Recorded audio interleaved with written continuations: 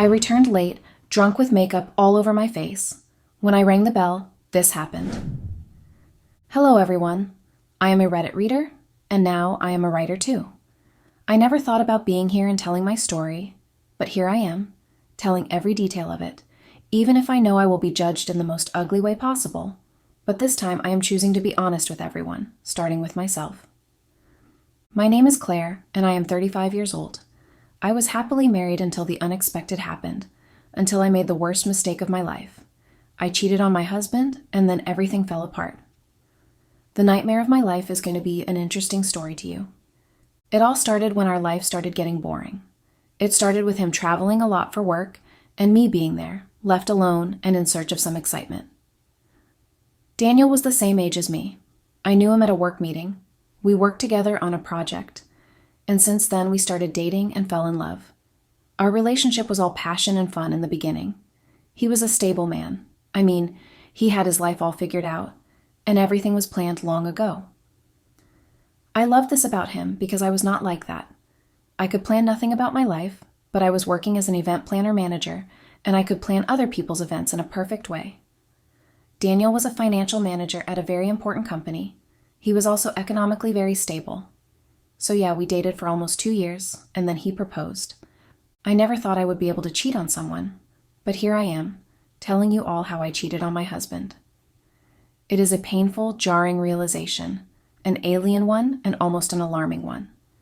I never pictured myself as a wife-turned-cheater, violating vows I used to hold sacred, but life takes unexpected turns.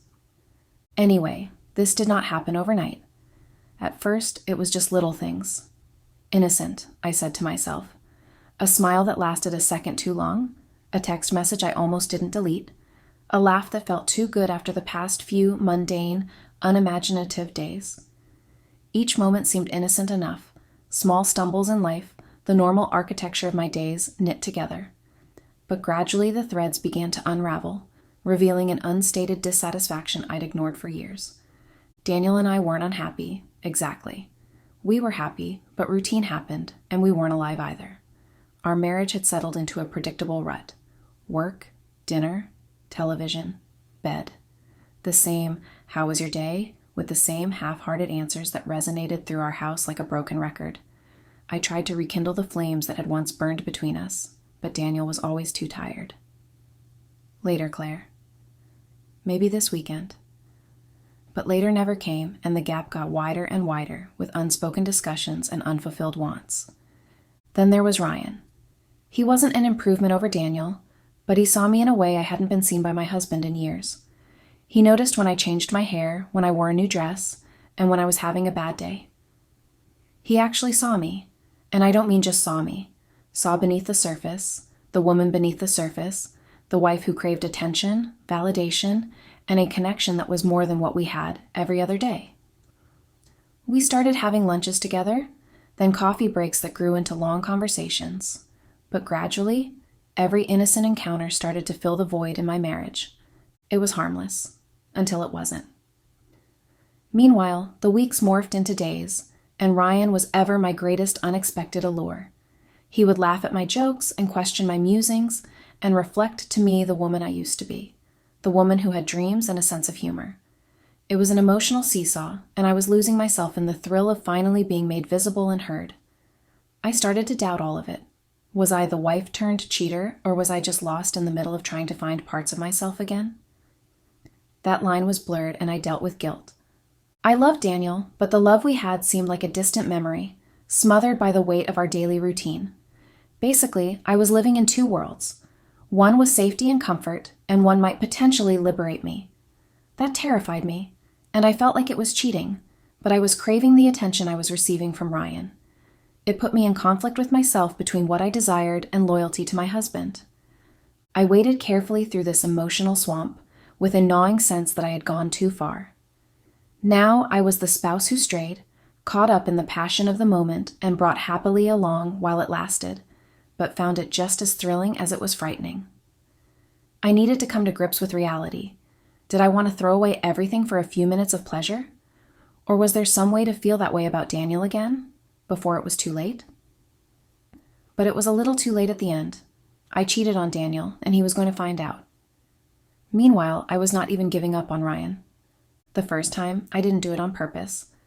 A late night, a few too many glasses of wine, his hand grazing mine, and just like that, I wasn't thinking at all. I was feeling. And Lordy, did it feel nice to be desired again? I told myself I'd stop, that it was just a mistake, but the fact is, I wasn't all that eager to quit. I ached for the attention, the way that Ryan looked at me like I was his world. I thought I would be able to keep it a secret, that Daniel would never know, but I was wrong. And when he did finally find out, I understood that I wasn't the only one who had moved on. I met Ryan at the gym. As I said, it started innocently enough, a string of coincidences in a vibrating room of jangled metal and the thrum of stomping footfalls on treadmills. I had visited for several months, mainly as an antidote to the monotony of home. But that was a lie. For the truth was, I didn't even see that much of Daniel anymore. Work had hollowed him out in the long hours of demanding nights at happy hours and solemn mornings, and he was soothed between two souls, two lives, numb and distracted, and to find him adrift, far away. The exchanges had become boilerplate check-ins, uninflected strings of words like bullets in an alphabetical list, one pairing of sentence and reply after another. Did you pay the bills? What's for dinner? How was work? This is all that was left between us. We were shacked up, not cohabitating. And so in the gym, my own little sanctuary, plural, I would spend time within my own self, reestablish my sense of control, and empty the contents of my head of whatever baggage I was taking in with me from the house. It was comfort in the sweat, in the endorphins, as my heartbeat accelerated and I challenged my body, stretching its boundaries. It was empowering. And that's when I understood I had seen Ryan for the first time. He was a stranger, or had not registered with me before in the chorus of familiar faces. Ryan shined in each and every one of his classes, beamed, ear to ear, friendly, and upbeat. He was so congenial he always waved and said hi to us on the gym floor as we passed. He had something that was for me so oscillating, so difficult to look away from. It was just how he moved in the world, smiling yet serious, whole but also so mindful of things that no one ever talked about. What began as a collegial conversation day after day and week after week morphed into more nuanced discussions. And we laughed at all the exercise regimens they had lined up for us, as those were going to take us nowhere near where we were going. That emotional distance at home started to dissolve in the atmosphere of our new friendship. But there were these moments where I would look up and he was looking at me, interest on his face, and that really kind of ignited something in me, being seen, which literally hadn't happened in forever. But if these were thrilling meetups, they also seemed to be marred by a queasy haze of uncertainty. I couldn't get the sense that I was on thin ice. My husband's spirit, Daniel, trailed me like a shadow and queried my motives. I wasn't some dame who was too damn lonesome and needed a little company. For the love of God, I was a dame who was already goddamn married, gadding about in a swampy undercurrent of a pool, marriage monogamous bog. With Ryan, this just became shadier and shadier for me over time. I knew what my increasing attraction meant, the line I was tangoing between friends and something more. It was always a delicate balance to strike, and I struggled with the feelings that arose in my own body. Had I wronged someone when I turned to another human for comfort in times of crumbling? My relationship was falling to pieces like old dang bad plaster? I had to constantly remind myself not to descend down the rabbit hole of despair, mourning heartache. But in the blinking reflection of what we were together, I was resurrected. Parts of me long dead decades ago rose from the dead. The chemistry Ryan and I experienced was intoxicating, and I started to question everything I thought I knew about fidelity, desire, and the real glue that binds two people to each other. And so, wrestling with these contorted tethers of emotion, I felt compelled to interrogate the nature of love, the material of loyalty, and the cost of happiness. At the end of a long, hard day, one evening he stopped me on my way out. I heard what you said on the phone and laughed, but my friend with a kind of deaf-mute smile, he said. His expression was mischievously amiable. I faltered, just for a split second, but still found myself nodding. Ah, I thought, why not? It was only a drink, but one drink led to two, then three. Before I knew it, not only was I talking with him, but also flirting. As we kissed in the parking lot that first time, my back was pressed against the car, and his hands, for a moment, rested on my waist. At long last, I knew, even though it was wrong, what it felt like to be alive again. I told him that this could not go any further. You know, and feel in your heart, by which action I have already set something in motion that cannot be turned back. The first time I practically cheated on my husband was after Ryan and I got some drinks at the bar. I laughed more than I had in months. I had a lighter, freer feeling. Ryan leaned in closer every time he spoke, his cologne mixing with the scent of whiskey on his breath. I should have gone home. I knew this. But I did not. Instead, when Ryan suggested we go somewhere quieter, I assented. It was too easy, too natural. I felt I had made the decision long before this night even began. The ride to his place is a blur. My heart pounded away in my chest, my skin electric with anticipation and guilt, the kind that on this occasion I did not attempt to escape from. The second we were inside, his lips met mine, and his hands pulled me closer as I allowed myself to let go. Daniel, my marriage, and what would happen next. It all completely slipped from my mind for the moment. We barely made it to the bedroom. Clothes went flying off. Fingers ran down skin that had not been touched like this in such a long time. I gasped as his fingers probed me as they kissed along the base of my neck, and I threw myself into the moment completely. And then it happened. I knew it was bad even while it was happening, but I did not stop. I did not want to. For the first time in years, I felt wanted. I felt alive. The next morning, when I woke up between sheets that weren't mine, reality would crash in on me. But the worst part was this. I was not sure if I regretted it. I had told my husband I was going to sleep at my best friend's place since I would go out with my girls, and he was okay with it. At least it seemed like that. Later in time, I was going to find out that he had already started to doubt my fidelity and was taking action. He had hired an investigator to see what I was doing, and he had been sneaking into my phone because I'd also been careless at home. I thought he would not notice, but he did. So, I and Ryan continued meeting secretly at his apartment and in hotel rooms while I was being followed by an investigator who was reporting everything to my husband. Every time I went out, I told him I was going out with my girlfriend, and he had not been traveling anymore from home. I continued to feel guilty every time I went back home, but it was stronger than me. I could not give it up and end things with Ryan. He was like my place of refuge. I loved how he made me feel. He made me feel seen, wanted, desired, and loved. While with Daniel, things at home were the same. We didn't talk much to each other, just the things that were a must. Everything was falling apart, and I was not even noticing it. I was so lost in my affair with Ryan that I had forgotten I had a real life and a real marriage. Daniel was there, and he had been noticing everything. Like I previously said, he had hired an investigator who had been following me and taking pictures of me and Ryan kissing, holding hands, entering the hotel, and a lot more. Also, Daniel had been controlling my phone while I was not around, and he had been taking screenshots of my conversations with Ryan, which I have to say were very intimate. I would find out all of these things later. It happened one night. I went home drunk and with makeup all over my face. It was a drink with Ryan. I never thought of getting drunk. Instead, I thought this was nothing serious at all, and a little drink would not hurt anybody. Just a bit of fun. Yet when I saw him waiting for me there in a leather coat and dark glasses, sexy as hell, and that magical smile, all the old excitement flared up in me again. I felt like a teenager again. Ryan had this impact on me. He made me feel like the world was mine and nothing was wrong. But the thing is that we went from one drink to another disaster. The music there banged into our eardrums and made our brains whirl around as though about to explode. Ryan leaned in so close to my face that I felt the heat of his breath on my cheek. His hand sat on my thigh like a hot rock, turning around on my skin slowly with a fingertip. I should have pushed him off, but I didn't, like I didn't do it many other times. We talked, laughed, and touched with fingers and hands. Looking into his eyes, I had the same feeling inside me that I had long years ago. When we left the place, I was no longer tipsy, but completely drunk.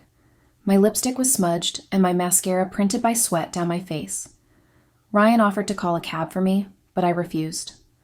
All I wanted was to get back home. On my way back, it was all a haze. Daniel had sent me a message, but I shut it out. I could not see him now, not in this state. The moment I got home, the entire atmosphere was different. Ill lit in the living room, yet there was Daniel sitting on the couch, a glass of wine in his hand. His face was blank, calm, too calm. "Home late?" he said, his voice cool and impersonal. A pain turned over inside me. As I put my shoulder bag down, I nodded in response. Yes, I stayed out a bit late, a couple of drinks with the girls.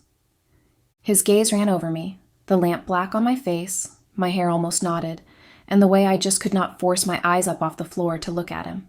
Then he smiled. A slow, knowing smile. "You've had a good time?" I swallowed. "Yes, but I drank too much." Daniel had himself a sip of wine, considering me for a moment. Then he nodded. "Very well. You can have an early night tomorrow. You need it." I wanted to ask him why I needed it, but instead I just went to bed, and I didn't say a word. Before going, he told me to stay just a little more, and that was when I noticed the dining table laid for two. The way he talked to me that night, it twisted my stomach. He straightened up and set his glass gently on the coffee table, the candles, the bottle of wine, but the meal I hadn't eaten in 10 years. A platter of my favorite meals, as it should be, a romantic dinner. I felt sick. "I'm waiting for you," Daniel said, waving to the table.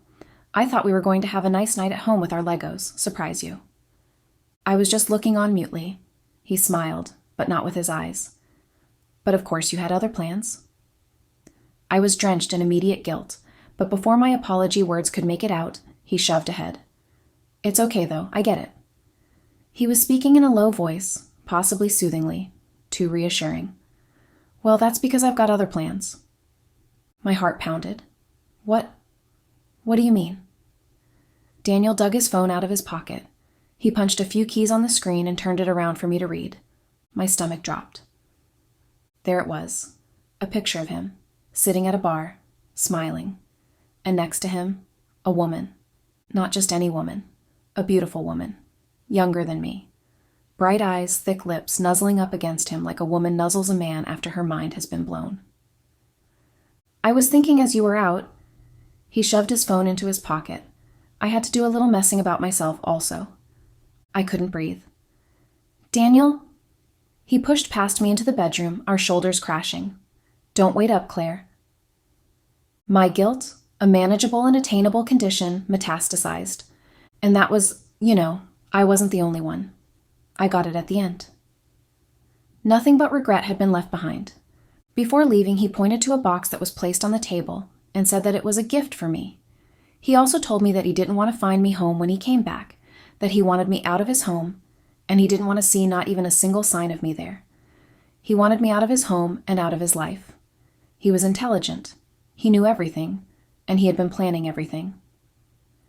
I opened the box and I found many pictures of me and Ryan and many screenshots of our conversations. I felt so guilty and ashamed. Nothing could be done anymore.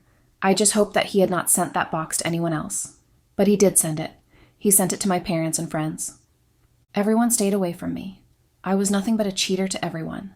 Not even my mom wanted to see me. My parents admired Daniel, and they just asked how I could be so heartless and do that to him. They were right because what I had done was unforgivable. I destroyed my own life. After this, I was left all alone. Ryan was long gone. Once the fun wore off, it didn't take long for his interest to fade. It turned out he wasn't wanting a relationship, just a distraction. And then the thrill of it wore off, and he went on to the next. So now I'm here, in a tiny apartment that smells like regret and cheap wine. There are nights when I lie staring at the ceiling and ask myself, was it worth it? If those stolen moments, those fleeting glimpses of adrenaline, were worth it all. And the worst part? Daniel is happy. I see it in the photographs, in the way he glows next to his new girlfriend. Someone younger, prettier, someone who never made the mistakes I did. He won. And I'll spend the rest of my life between periods where I wipe away these tears, knowing I lost a man who didn't even have to get loud, David Koresh style, to kill me. But this is not the end. Guess what? I also lost my job. Losing Daniel was one thing. Losing my job? That was him doing the job. I didn't see it at first. I thought the worst was over after the divorce, that he had taken everything he wanted, had left me with nothing, and had walked away. But Daniel wasn't done yet. It started with little things. My boss, who had always had faith in me, began questioning my work all of a sudden. I was suddenly cut out of key meetings, and my projects were reassigned with no explanation. My once friendly coworkers began to avoid me. I couldn't understand why. Then I found out. Daniel had been talking. Not directly, of course. He was too smart for that. But word had spread through the office, rumors, and stories about how I was distracted at work, and how I had been involved with someone inappropriate, and how I had poor judgment. And then, the final blow. One morning, I arrived at work to discover that there was an anonymous complaint about my work, something about unprofessional behavior outside of work. My boss summoned me, his voice infused with phony sympathy. "It's just that you're not a good fit for the company anymore." I wanted to scream, and to tell them this was all Daniel's doing, but how could I prove it? He never left a trail. He never needed to. He simply planted the right seeds and allowed it to grow. So there I was, just like that, jobless, my income, my last shred of stability, and I had nobody to blame but myself. I currently live in a little one-bedroom apartment. It doesn't feel like home, not even the home I had with Daniel, the one we decorated together, that I thought I would grow old in. My place now is void, lacking personality, a squat during a house hunt or a shelter between options, as a home. The walls are thin, the neighbors are noisy, and the kitchen is not much bigger than me, but it's all I can afford. I had difficulty finding a job after losing the one I had previously. The rumors Daniel spread stuck to me like a stain I couldn't scrub off, and each interview finished the same way. The same polite smile, the same blank promise to be in touch, the same silence. Now I work reception at a small clinic. It's not glamorous. It pays a little better than rent, and some days I wonder how I got here, how I went from sharing a life with a successful and loving husband to answering phones and scheduling appointments for strangers who never look me in the eye. I used to be someone. I used to matter. And now? But now it's just like every day that I wake up, and you put on this fake smile, like it's only temporary, that I'll rebuild. That someday my errors won't make me. But I know this is not the truth deep down. But Daniel didn't just get revenge. He erased me. So this was my story. Thank you everyone for reading my story. Please don't judge me too much. Stay safe. Much love. Claire.